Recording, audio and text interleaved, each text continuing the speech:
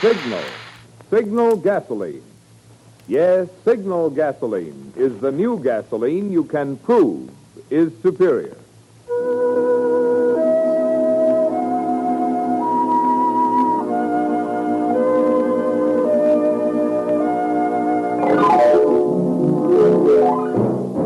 The Signal Oil Company and your neighborhood Signal dealer bring you another curious story by The Whistler. Tonight, one-man jury.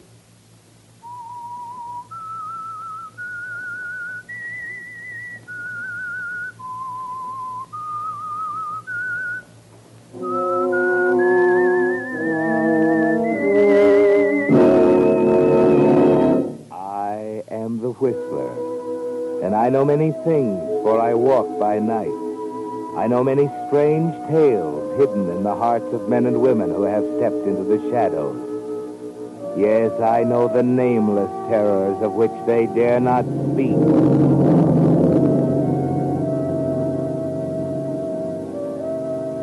To the people of Southport, Dan Parcher was more than just a newspaper editor. He was a kind of community conscience.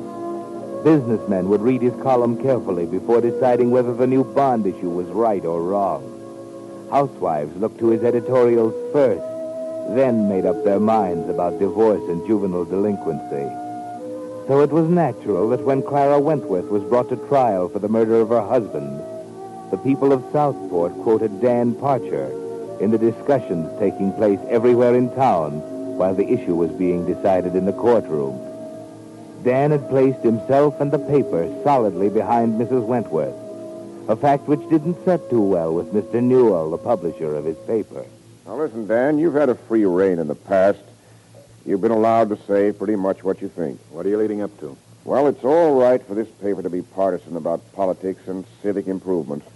But it's not all right to print biased editorials on a murder case before the jury delivers the verdict. Wait a minute, Newell. I think we better get this straightened out right now. The people of Southport look to me for honest opinions. My responsibility to them is to tell them what I think. And I happen to know she's innocent. Don't ask me why, I just know it. And I'm going to do everything in my power to get that jury to turn in the right verdict. One-man jury, eh? Call it anything you like. You can take it or leave it. Take it on those terms or get yourself a new editor. That's a funny attitude for a guy who needs money as badly as you do. There isn't a job big enough to keep me from saying what I believe in, Newell. I see. Well? All right, Parcher. Have it your way.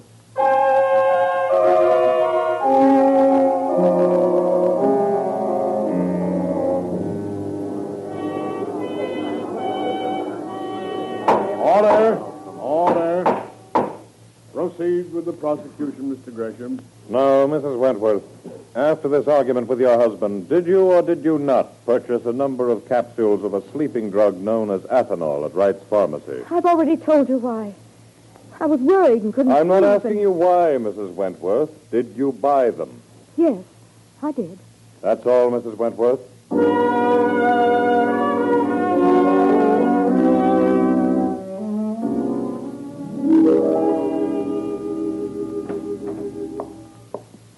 Yes, Mr. Parcher? Be ready in a minute.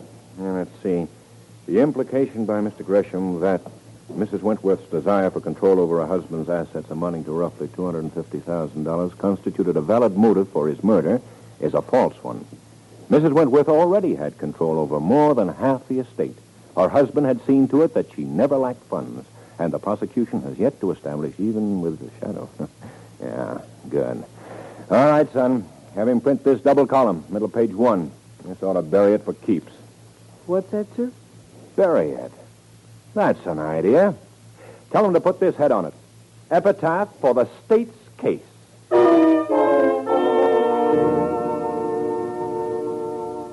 You are a one-man jury, aren't you, Dan?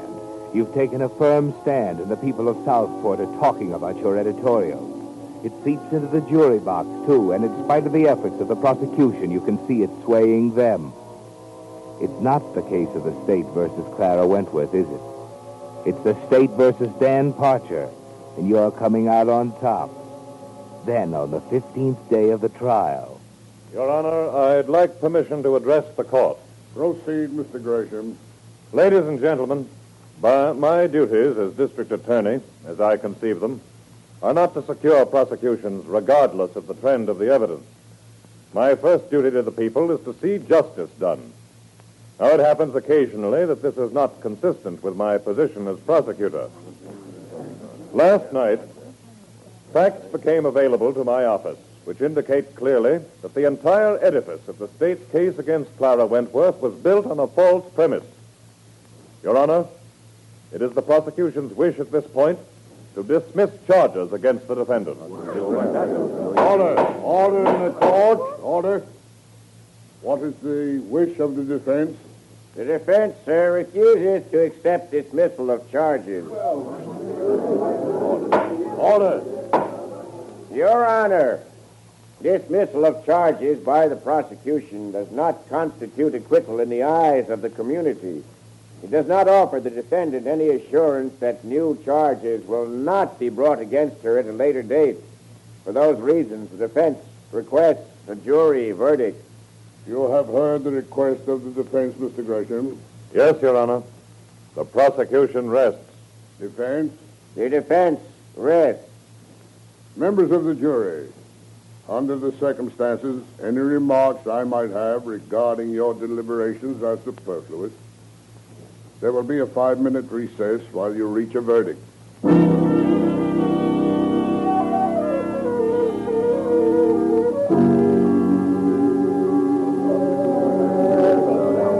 Order.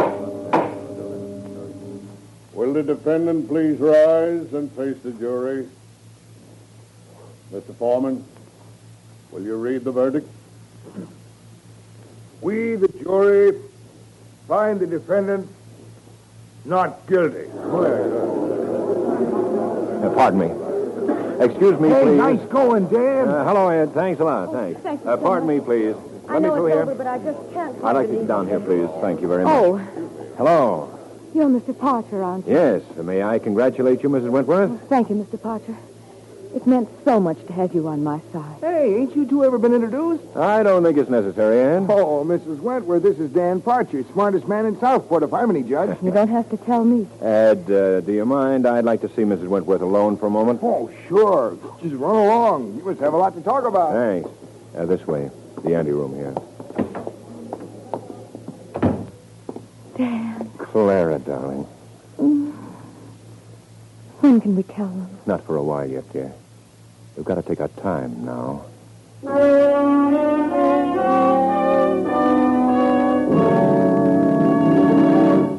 It's no news to you if you drive a car that Signal gasoline is famous as the Go Farther gasoline. But recently you've noticed in the ads that you now go farther than ever with new Signal gasoline. And I want to tell you why. You see, the amazing power in Signal's new Super Fuel that gives you quicker starting, faster pickup, and higher anti-knock also means that you'll find less need for shifting. And shifting, driving in low or second gear, is the demon that wastes gasoline. That's why we say, while you're enjoying those effortless high-gear miles with new Signal, check your speedometer. You'll find it's a fact. You actually go farther than ever with new Signal gasoline. Another good reason for making your next gas stop a stop at one of the friendly stations displaying Signal's familiar yellow and black circle signs. Let just one tankful of this great new Super Fuel show you in your own car why new Signal actually is the new post-war gasoline you can prove is superior. And now, back to the Whistler.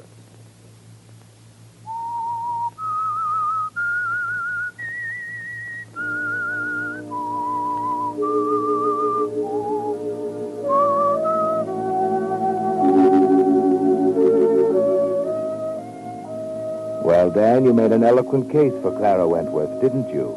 Once again, the citizens are patting you on the back, telling each other that because of Dan Parcher, justice came out on top. But there was more to it than that, wasn't there, Dan? Quite a bit more. As the months go by, you and Clara see each other more frequently. Then, a short out-of-town trip, and you and Clara were man and wife. It was on one of those first few days at home that District Attorney Gresham dropped in for dinner. Clara, you know, I think that as DAs go, Gresham isn't so bad. Oh, don't carry this too far, Dan. I'm serious. How about it, Clara? I think you're right. Drink on it? Sure, I'll drink on it. Skull. Skull. Ah, thanks. It's at times like this that I realize what an ugly job I have. It's all water under the bridge now. Right, Clara? Of course. I have a wonderful husband, Mrs. Parcher. Oh, yes. I don't believe I could have stood it without him. Oh, come now, Clara. No, it's true, Dan. You know, Mr. Gresham, it wasn't what he said or wrote, or what the people who read his articles thought that kept me going. It was the feeling that there was a newspaper man named Dan Parcher who had faith in me, who believed me when I said I was innocent, who was willing to stake his reputation on it. You know, Mr. Gresham, if it hadn't been for that, I believe I would have killed myself.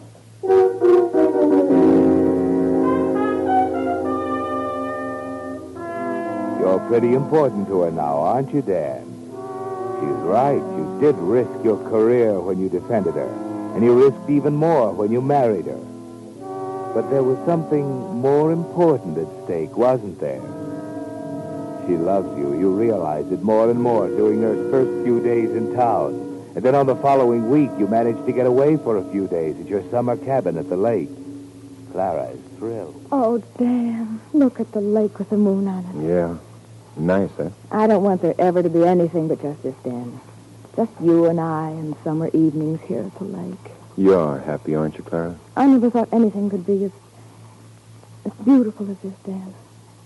Do you ever think of Walter? Walter? Why do you ask? I just wondered. It's hard to believe he ever existed, Dan.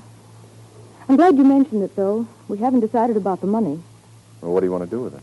Well, it's a part of Walter, the only part left. I know. As long as I have it, I'll feel he's part of our marriage somehow.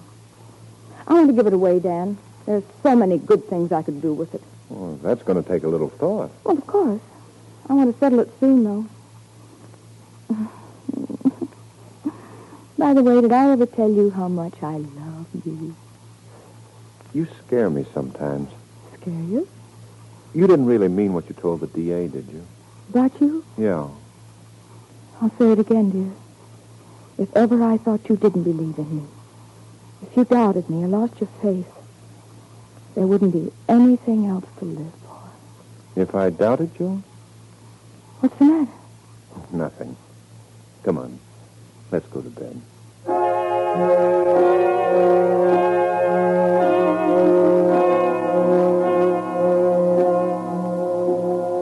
It's made you think, hasn't it, Dan? This woman you married, tried for the murder of her husband, said she'd kill herself if you lost faith in her. Why are you so nervous, Dan? Why can't you sleep? Are you sorry now that you appointed yourself a one-man jury in the case of the state versus Clara Wentworth? Clara. Clara, darling. What? What's the matter? Clara. What in the world were you dreaming about? Well, I don't know. Dan, tell me what's the matter. Nothing, Clara, nothing. Something's wrong. Please, forget about it. Dan! I said forget about it.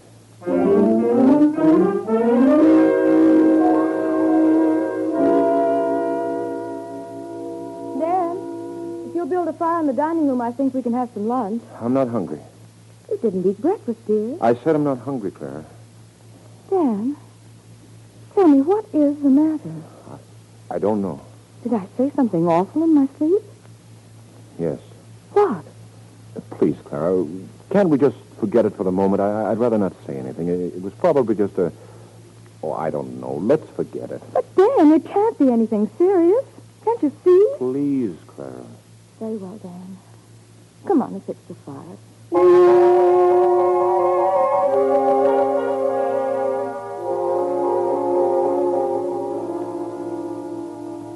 Well, Dan, it's getting it down, isn't it? Dan Parcher, champion of justice, upholder of the right. That's a laugh, isn't it? You've given up trying to shut it out of your mind. It's there now, all the time. The next night is the same. More thinking, more worrying. Then soon after Clara drops off to sleep. Clara. Clara, wake up. Oh, Dan, tell me, what did I say?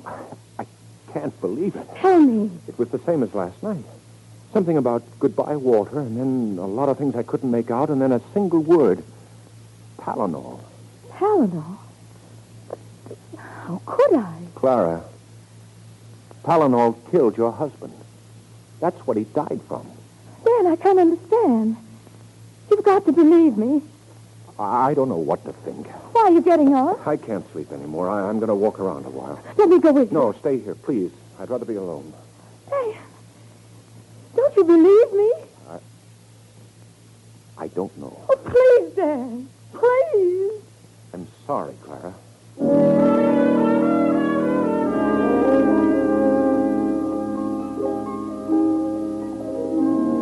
Why did we have to go, Dan? We have 2 more days. I know, but it won't hurt to get back to town a little early. Oh, and I thought it was going to be so beautiful. Just the 2 of us, the lake all to ourselves. Why did you have to spoil it, Dan? I didn't spoil it, Clara. But it's so silly, don't you see? All this fuss about nothing. Let's not discuss it, Clara. Oh, here we are. Why are we stopping? Thought we could pick up a sandwich. I'm starved. But, Dan, I just offered you breakfast and you said you weren't hungry. That was an hour ago. Come on. Dan, you wouldn't eat yesterday either. You're afraid, aren't you, Dan? You're afraid I'll poison you. Oh, Clara, don't be silly. That's what it is, isn't it? Do you see what you're doing, Dan? The trial's over. I was acquitted. The world found me innocent. But it doesn't mean anything if you don't believe it. What can I do, Dan? What can I say? The only one who counts is you, don't you see? I'm sorry, Clara. I've tried. That's all I can tell you. I'm sorry.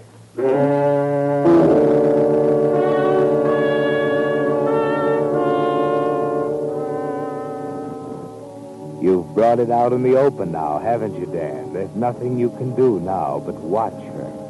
Watch her carefully every moment you're with her.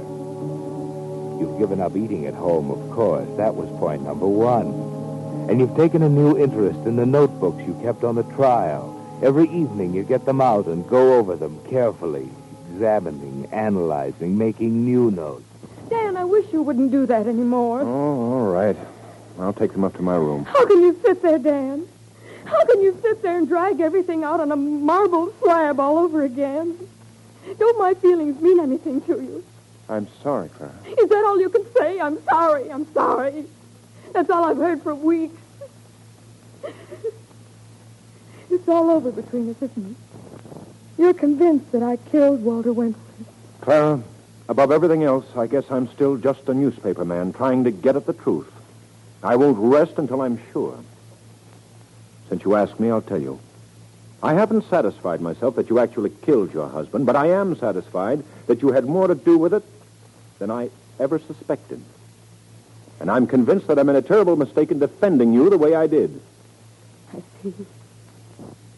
It is gone, then, isn't it? I'm afraid it is.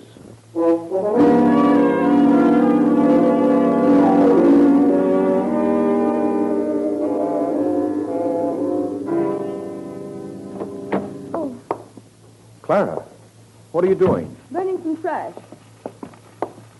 Trash? Well, they're my trial notebooks. All right, what about it? You haven't any right to take... Oh, haven't I? If you think I'm going to sit here night after night while you pore over those horrible things... You're not doing your case any good, Clara. So I'm on trial again, am I? I wish I were on trial. I wish I could drag the whole miserable thing out in the air again and force you to admit you're wrong. And I wish I were wrong. Do you? Of course I do. Oh, Dan. Unfortunately, I'm right. You killed him. You poisoned him. And you'd kill me right now if I gave you the chance, wouldn't you? Oh, Dan, you don't know what you're saying. Oh, yes, I do. And don't think it's easy laying it on the line this way. I loved you once. But I guess I was just in love with an idea, a crazy daydream about an innocent woman who needed someone to fight the good fight. When it's over, Clara, it's all gone. There's nothing left. Goodbye, Clara.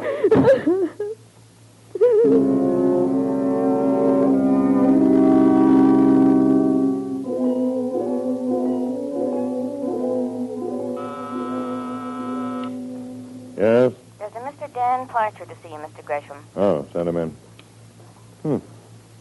Wonder what Dan wants. Hello, Dan. Oh, D.A.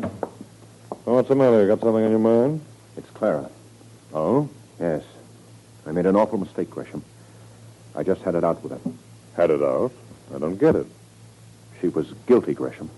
What? I'm as sure of it as if I'd seen her do it. Oh, that's a pretty serious statement, Dan. How are you so sure? It was something she said in her sleep. Yeah? I couldn't understand all of it. It happened 2 nights in a row.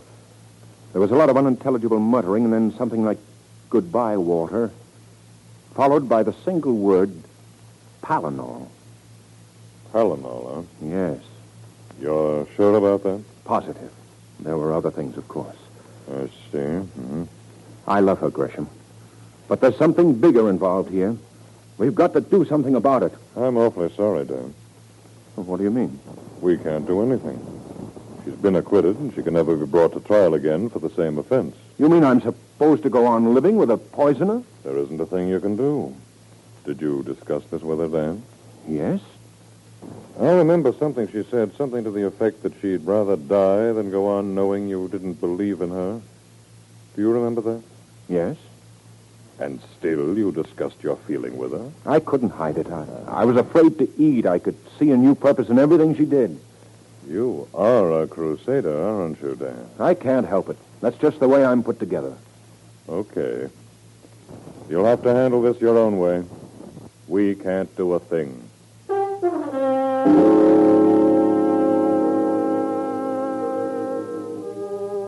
It's a problem, isn't it, Dan? You walk all the way home from the DA's office thinking about it, taking plenty of time. You knew what he'd say before you went there, didn't you? You accomplished one thing anyway, though. He knows about it now. You walk on, thinking, trying to see the thing clearly. Then you decide. The only thing that matters is whether Clara lives or dies. You wait an hour or 2 longer, giving her plenty of time to make good on her promise. 5 o'clock. If she has the nerve, it's all over now.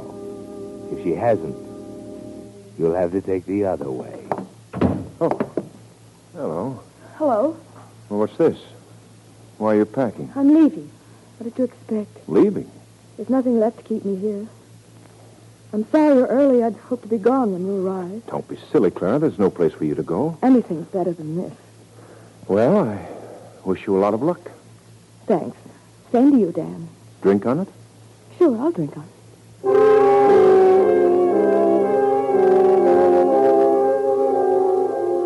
Here you are.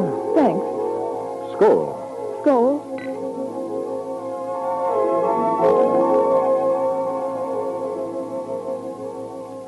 Dan, What's the matter? I don't know. I'm getting dizzy.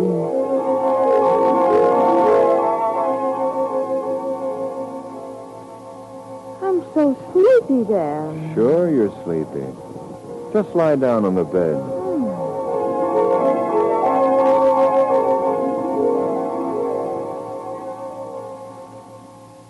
You don't need an alibi, do you, Dan? Palinol acts slowly. They'll never be able to state definitely when it was taken. And there are no slips. You unpack her bags, put things away. Yes, Dan, the books are balanced now, and you feel easier. You'll be back at the Evening Bulletin tomorrow, battling for justice again. This time with nothing hanging over your head. Dan. Dan. Yes? Dan, Oh. Goodbye, Clara.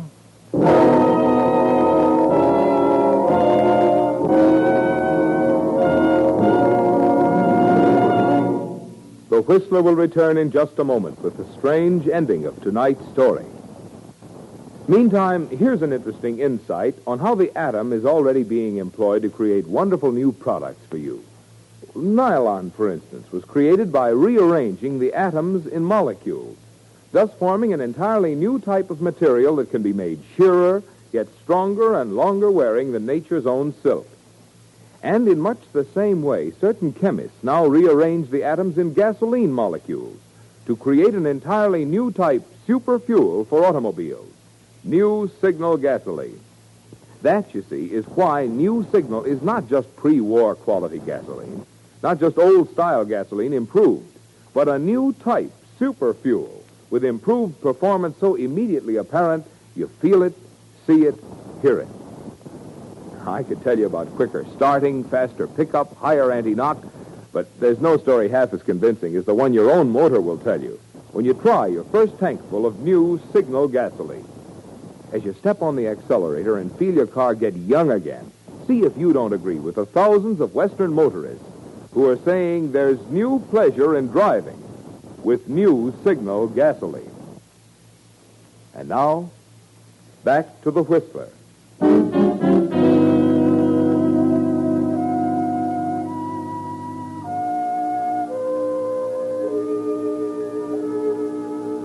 Well, Dan, the one-man jury turned in a conviction, didn't it?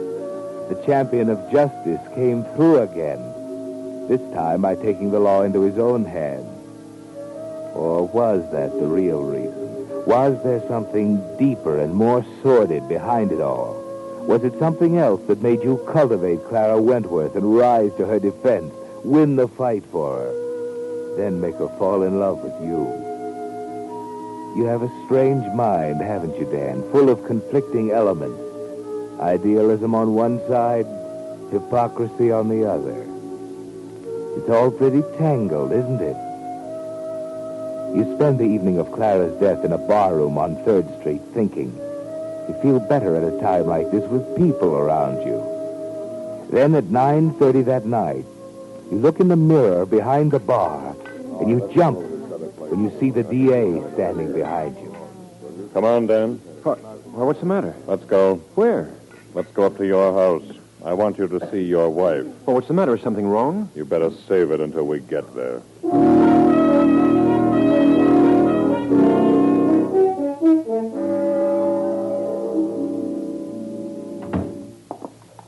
Welcome home, Dan. Clara. Surprised?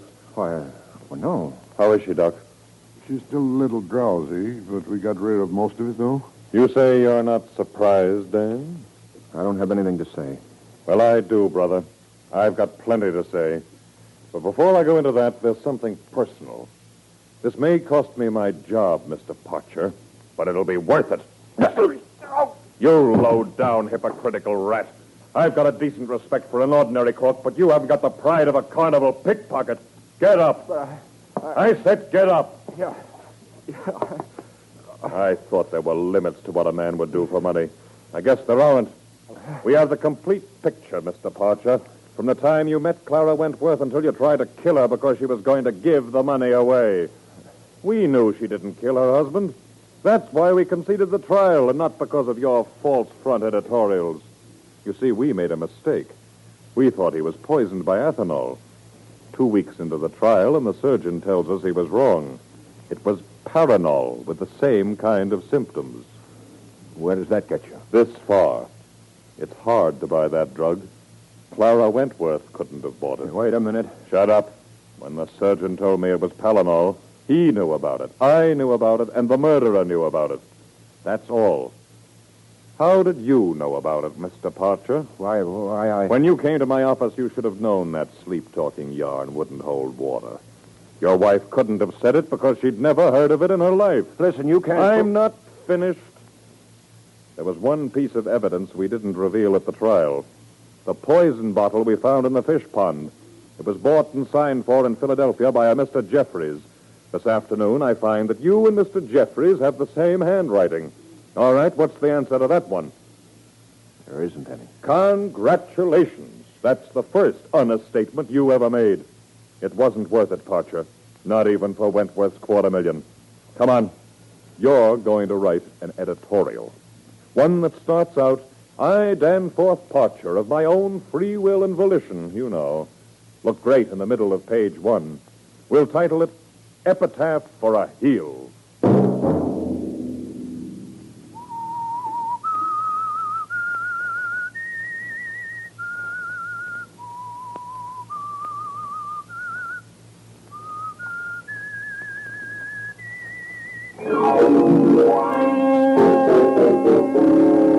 Next Monday at 9 o'clock, The Whistler will bring you another strange tale. The Whistler is broadcast for your entertainment by the marketers of Signal gasoline and motor oil and fine quality automotive accessories, and by your neighborhood Signal dealer.